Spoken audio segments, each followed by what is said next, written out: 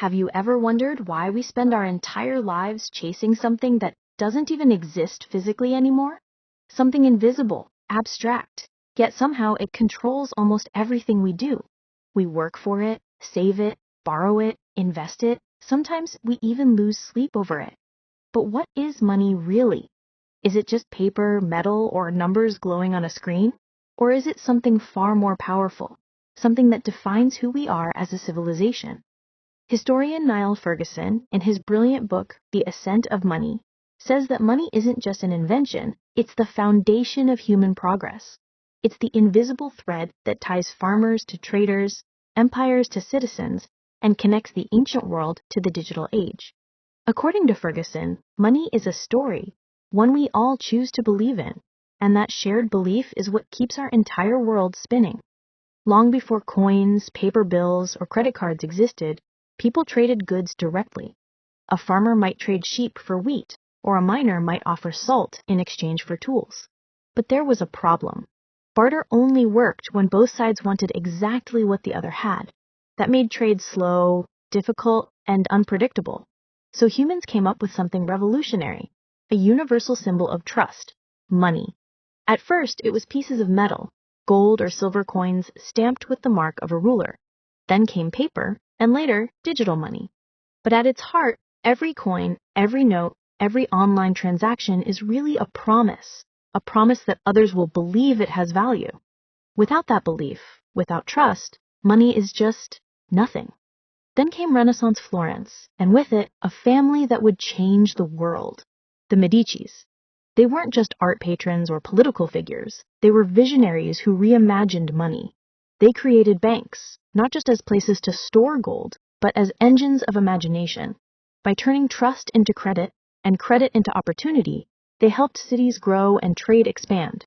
But with opportunity came risk, greed, speculation, overconfidence. Behind every great fortune lies a story of daring and innovation, and behind every crisis, a story of fear and emotion. In the 1600s, another transformation began. The Dutch East India Company launched the first stock market, and suddenly anyone could invest in voyages across the seas.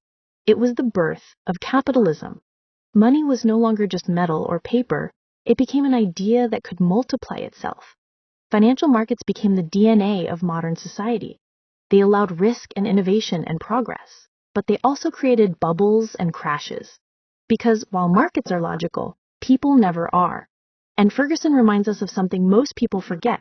Wars aren't won only by armies, but by bankers. Empires rise and fall depending on their ability to finance conflict. Britain's global power, for example, didn't come only from its navy, but from the financial muscle of London. Money became the most powerful weapon on earth, one that could build nations or destroy them. Fast forward to today, money moves faster than ever before. A click in New York can shake markets in Tokyo. A decision in London can ripple through Hong Kong, Sydney, Sao Paulo, all in seconds. We live inside a vast, fragile, but unstoppable global web. The 2008 financial crisis showed us how deeply connected we really are. A single bad mortgage in America could trigger a global meltdown. But Ferguson doesn't see this as the end of the story. He sees evolution. Each crisis forces the system to adapt, from traditional banks to fintech, from credit cards to cryptocurrency. And now, ask yourself, when was the last time you actually held cash in your hands? For many of us, it's been months, maybe even years. Our money is invisible now, floating as data, stored in code, moving at the speed of light. But the essence of money hasn't changed. It's still belief, a shared trust that gives meaning to something that doesn't really exist. As Ferguson beautifully puts it, finance is the pulse of civilization. To understand it is to understand ourselves. Because the story of money isn't about greed, it's about connection. It's about how people have learned to cooperate, to trust, and to build together. From the first coins to blockchain technology, money has carried our hopes, our fears, and our dreams. So, next time you tap your card or check your bank balance, remember, you're not just looking at numbers.